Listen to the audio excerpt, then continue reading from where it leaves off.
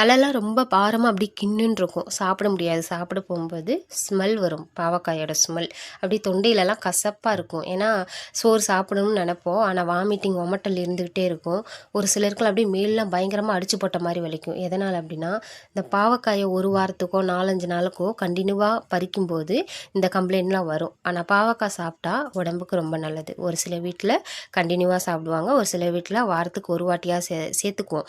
ஏன் அப்படின்னா, பாவக்காய் நல்லதுங்க அதனால். கசப்பு தானே, அதை விட்டுறலாம்ல, எதுக்கு அதை வந்து எடுத்துக்கிறணும், கஷ்டப்பட்டு சாப்பிடணும் அப்படின்னு யாராவது யோசிச்சிருக்கோமா? பரவாயில்ல, அது கசப்பாக இருந்தாலும் நல்லதில்ல அப்படின்னு எடுத்துக்கிறோம்ல.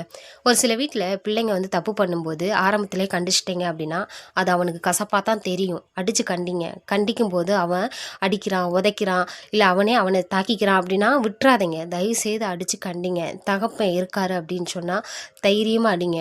நீங்கள் அடித்து வளர்க்கல அப்படின்னு சொன்னால் புள்ள உங்களை விட்டு போயிடுவான். பயங்கர தப்புகள் அடுத்தடுத்து செய்வான். அவனுக்கு அது கசப்பாக இருந்தாலுமே யோசிச்சு பாருங்கள். பாவக்காயாக இருந்தாலும், மருந்தாக இருந்தாலும், மாத்திரையாக இருந்தாலும் அது கசப்பாக தான் இருக்கும். ஆனால் அது நாளடைவில் அந்த நோயவே குணப்படுத்தி ஒரு நல்லதாக கொண்டு வருதில்ல. அந்த மாதிரி யோசித்து தயவுசெய்து கண்டிங்க. நீங்கள் விட்டுட்டு போயிட்டீங்கன்னா வருங்காலத்தில் அவங்க மனைவி எப்படி இருப்பாங்க யோசிங்க. உங்களாலேயே கண்டிக்க முடியலன்னா அவன் மனைவி பேச்சை கேட்பானா? எப்படி